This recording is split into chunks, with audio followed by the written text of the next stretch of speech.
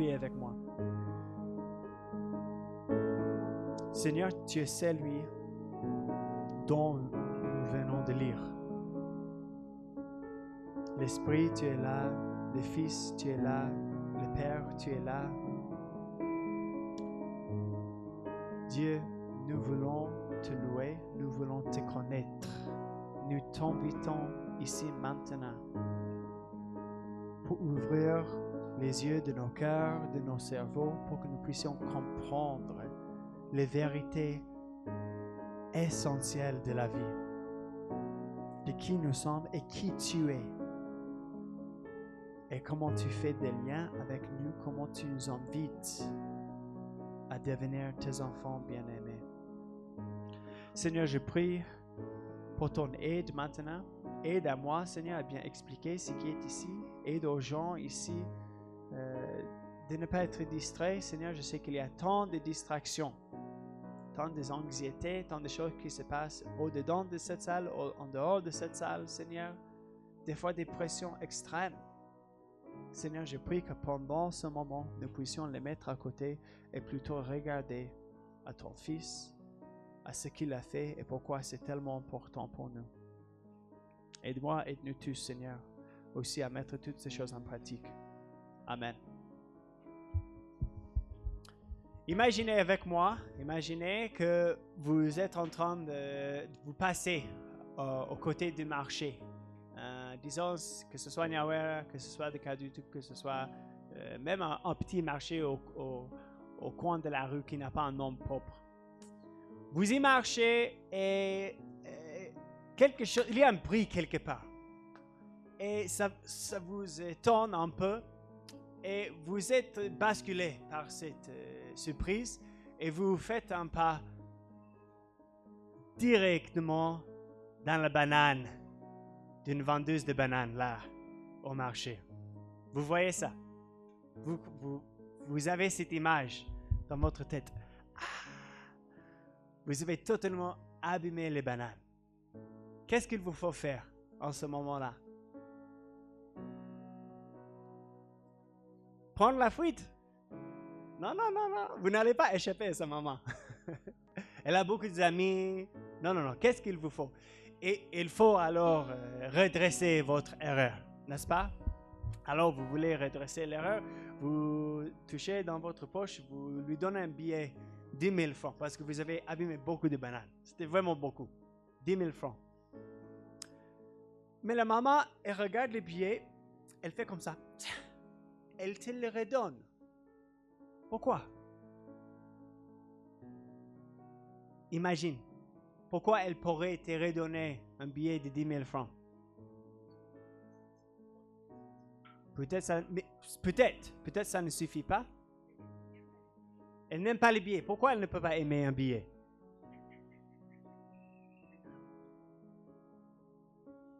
C'est déchiré. N'est-ce pas? C'est possible, n'est-ce pas? Disons que les 10 000 francs, c'était suffisant. C'est aussi une bonne raison. Mais disons que c'était suffisant. Tu l'avais demandé. Il disait, ça c'est 10 000 francs. Mais elle refuse les billets. Pourquoi? Parce que ces billets étaient déchirés.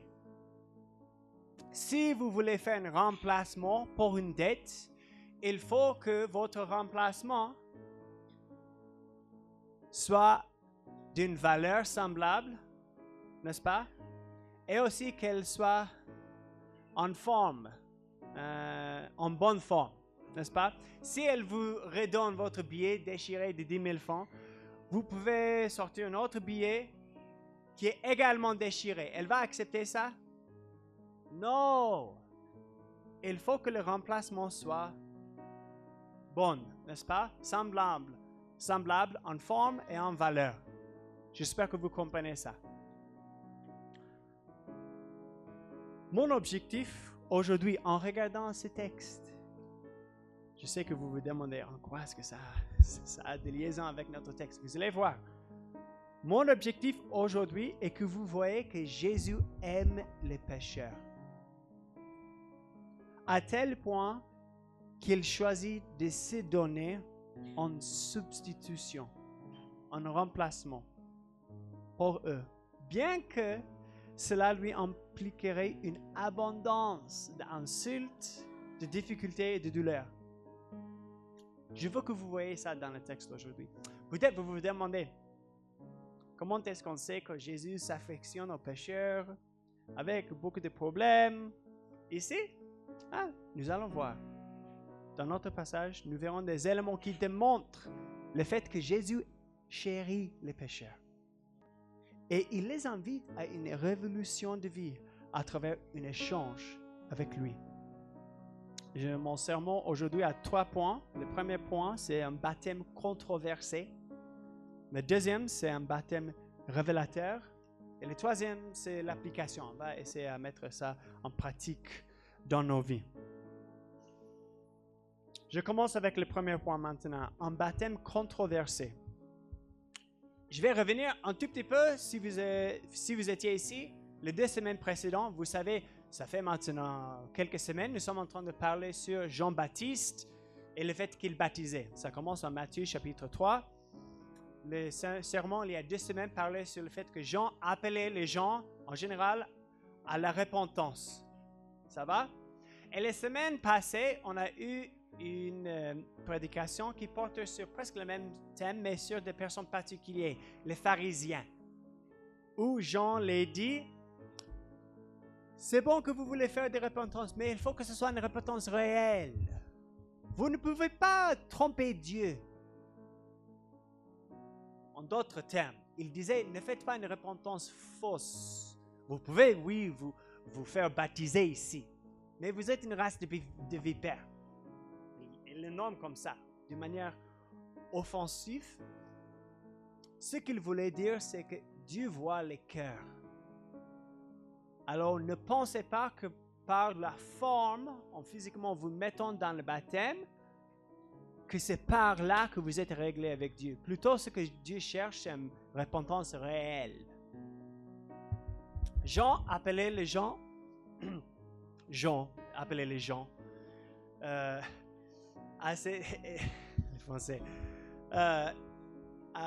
à une repentance parce que, selon lui, il disait, je lis à partir de Matthieu 3, 2, il disait, repentez-vous car le royaume des cieux est proche. Verset 11, il dit, celui qui vient, il y a celui qui va venir après moi, qui est plus puissant que moi. Plus puissant que moi. Jean est en train de préparer les gens pour celui qui va venir. Et c'est en ce moment-là que nous nous trouvons en verset 13. Alors, Jésus vint de la Galilée au Jourdain vers Jean pour être baptisé par lui. Et immédiatement, il y a une confusion. Verset 14. Mais Jean s'y opposait en disant, c'est moi qui ai besoin d'être baptisé par toi et tu viens à moi.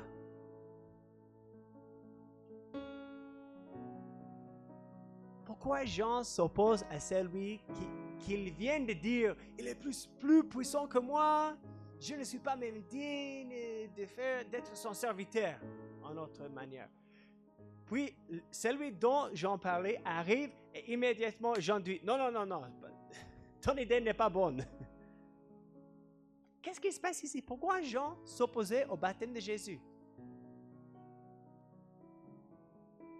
Pour Jean, c'était un baptême controversé.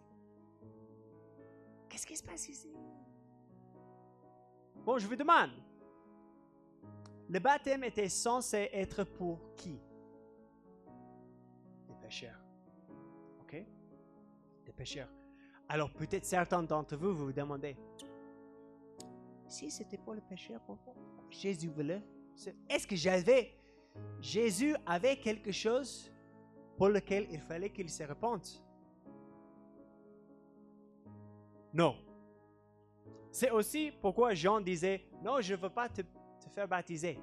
Jean savait que Jésus est sans péché. Or, Jean dit ça pour une raison qui est différente de notre.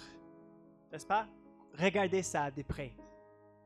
Nous avons tendance à penser que Jésus est sans péché et alors il n'a pas besoin de se faire baptiser. Jean le disait sur notre base. Combien d'entre vous savez, Jean-Baptiste était qui en liaison à Jésus? Son cousin.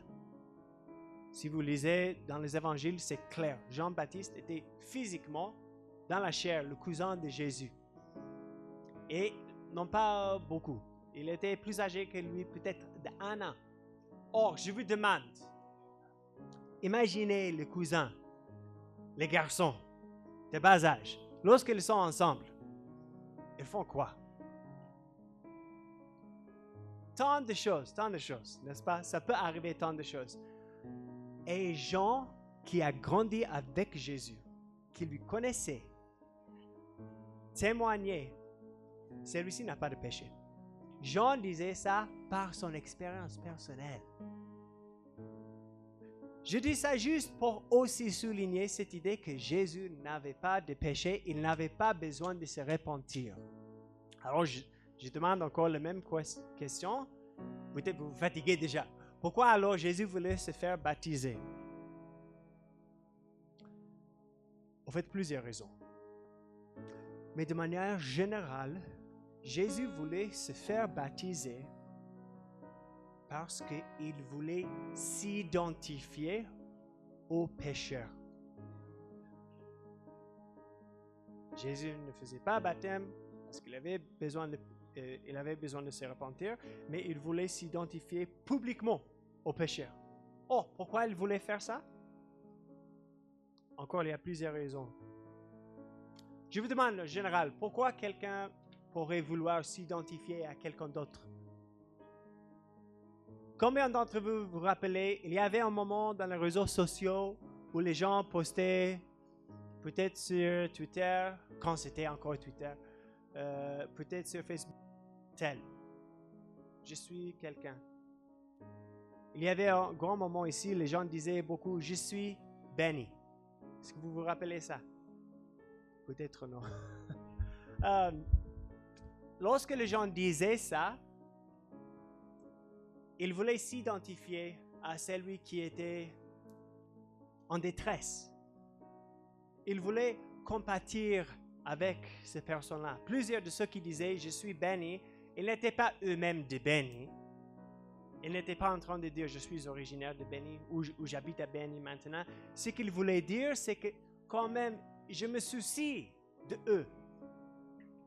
Je voulais que ces gens-là savent qu'ils ne sont pas seuls. Ils connaissent un moment difficile, mais je suis avec eux de cœur.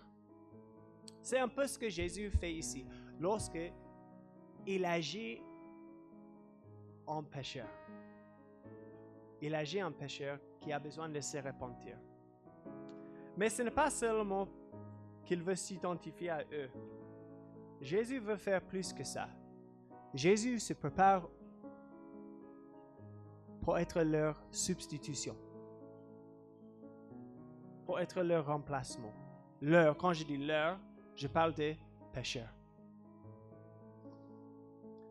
Ceux qui ont étudié ce texte, peut-être vous avez déjà constaté ça, le baptême de Jésus par Jean-Baptiste, on dit que c'est la toute première partie, c'est l'inauguration de son ministère public. Pourquoi est-ce que dans sa toute première chose, dans son ministère public, il voulait s'associer aux pécheurs? Ça semble bizarre, n'est-ce pas que Dieu est saint? Qu'est-ce qui se passe ici? Je vous dis que ce n'est pas un hasard. Au fait, elle prédit, elle préfigure même ce que Jésus fera, non pas seulement au début, mais à la fin de son ministère. Qu'est-ce que Jésus faisait comme l'acte culminant de son ministère? Il s'identifiait publiquement avec les pécheurs sur la croix. Là aussi, les gens disaient de lui, plusieurs témoignaient, il n'a pas péché. C'est ce que Pilate a dit, c'est ce que l'autre brigand sur la croix a dit sur Jésus. C'est aussi ce que le centenier romain a dit, celui-ci n'a pas péché. Et pourtant, Jésus a accepté d'être traité comme un pécheur, et les pires sortes de pécheurs. Parce que tel était au fait son objectif dès le début. Jésus n'est pas venu dans ce monde seulement pour nous compatir, pour dire « Oh, désolé, je sais que ça fait mal. J'espère que ça aille mieux. » Jésus est venu plutôt prendre la punition, l'opposition, la mort que nous méritons et le mettre sur lui. Il voulait être notre remplacement. Et ça, c'est pourquoi Jésus accepte de faire ce baptême controversé. Parce qu'il se prépare à se mettre à notre place. Mon deuxième point ce matin, c'est que ce baptême est un baptême révélateur. Le baptême de Jésus nous révèle en fait plusieurs choses. Je vais vous en donner 3, mais on peut même en parler de plus. La première chose que le baptême de Jésus nous montre, c'est que Jésus est le Messie. Jésus est celui auquel Jean parlait, et non pas seulement Jean. L'auteur, Matthieu, voulait nous montrer dans plusieurs manières que Jésus est le Messie prédit par les prophètes depuis longtemps. Or, le Messie, dans la culture juive, il y a 2000 ans, les gens savaient que nous sommes sous l'Empire romain maintenant, on est en train de nous oppresser, mais il y a des prophéties sur quelqu'un qui va venir, qui va renverser les oppresseurs, qui va nous libérer de mauvaises choses. Les gens appelaient cette personne-là le Messie. On lui considérait comme un roi qui va venir, un descendant de David, le grand roi des Juifs. Il sera un descendant de David et il sera un grand roi qui fera de bonnes choses pour nous. Matthieu veut nous montrer que Jésus est celui qui était prédit. Au fait, il voulait le faire en plusieurs manières. Je n'ai pas le temps de les citer, mais si vous voulez, je peux vous en parler après. Au fait, Matthieu dit encore et encore et encore que quelque chose est arrivé afin que s'accomplisse ce que le Seigneur avait annoncé par le prophète. Ça se trouve dans le chapitre 1, verset 22, chapitre 2, verset 5, chapitre 2, verset 15, chapitre 2, verset 17, chapitre 2, verset 23, chapitre 3, verset 3. Il répète encore. Celui-ci, c'est pour que vous voyez que c'était prédit. C'était prédit que le Messie fasse ABC. Deuxièmement, Matthieu veut nous montrer que Jésus est le Messie par les paroles, par ce qui se passe sur lui. Regarde avec moi, verset 15. Jésus lui répondit, laisse faire maintenant, car il est convenable que nous accomplissions ainsi tout ce qui est juste. Jean ne lui résista plus. Et dès que, verset 16, dès que Jésus eut été baptisé, il sortit de l'eau. Et voici, les cieux s'ouvrirent et il vit l'Esprit de Dieu descendre sur lui comme une colombe et venir sur lui. En montrant cela fait référence encore à cette prophétie sur Jésus. Il y en a plusieurs. En Ésaïe chapitre 11, verset 2, c'était écrit « L'Esprit de l'Éternel reposera sur lui ». Plus tard en Ésaïe aussi, chapitre 42, Dieu parle « Voici mon serviteur que je soutiendrai, mon élu, en qui mon âme prend plaisir ». Mon plaisir, c'est presque la même chose que Dieu dit aussi. « En qui mon âme prend plaisir, j'ai mis mon esprit sur lui. Il annoncera la justice aux nations. » Et tant d'autres choses aussi. Si vous lisez vous-même, ces prophéties, c'est incroyable. Et c'est aussi clair. Ça parle sur Jésus. Ça parle sur Jésus. Jésus lui-même, il faisait référence plus tard dans ce même chapitre 42. Moi, l'Éternel, je t'ai appelé pour le salut. Je te prendrai par la main, je te garderai, je t'établirai pour prêter alliance avec le peuple, pour être la lumière des nations. pour ouvrir les yeux des aveugles, pour faire sortir des prisons les captifs et de leur cachot ceux qui habitent dans les ténèbres. Je vous en avance ces nouvelles. Avant qu'elles arrivent, je vous les prédis. Matthieu veut que nous voyions que Jésus est le Messie de Dieu qui va venir sauver son peuple. Ça, c'est la première chose que ce baptême nous révèle. La deuxième chose qu'elle nous révèle, c'est que Jésus est le Fils bien-aimé de Dieu. J'espère que vous voyez ça déjà dans le verset 17. Voici une voix fit entendre. Immédiatement après le baptême, il y a une voix audible qui vient des cieux. Un signe miraculeux. Et que dit la voix? Celui-ci est mon Fils bien-aimé, en qui j'ai mis toute mon affection. La voix qui tombe du ciel, comme ça, c'est Dieu le Père qui parle sur Jésus, qui le nomme comme son Fils bien-aimé.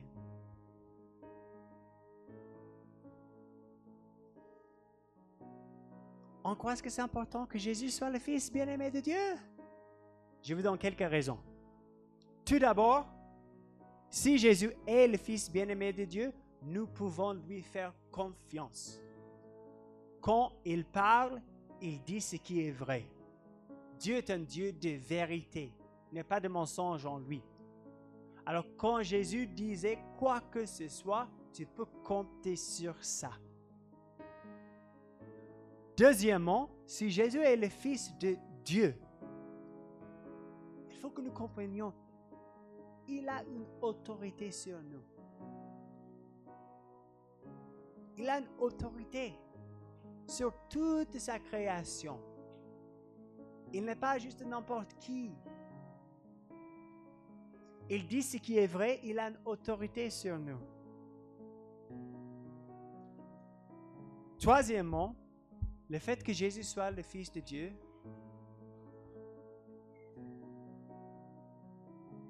non pas seulement le Fils de Dieu, le Fils bien-aimé de Dieu. C'est ça qui donne à Jésus le pouvoir de vivre une vie parfaite et sans péché. La vie qui est nécessaire pour que Jésus soit un sacrifice à notre place.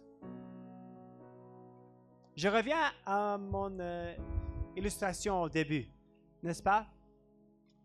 Si vous voulez donner un remplacement pour quelque chose, j'ai dit il faut que le remplacement ait la bonne valeur et la bonne forme, n'est-ce pas? Jésus s'identifiait aux pécheurs.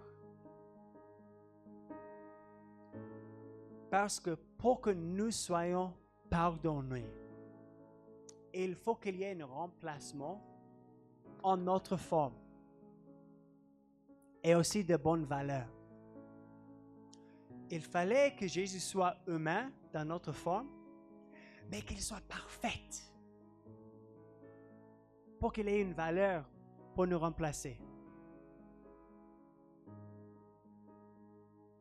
Nous voyons dans ce passage aussi cette idée que Jésus était à la fois 100% humain et 100% Dieu.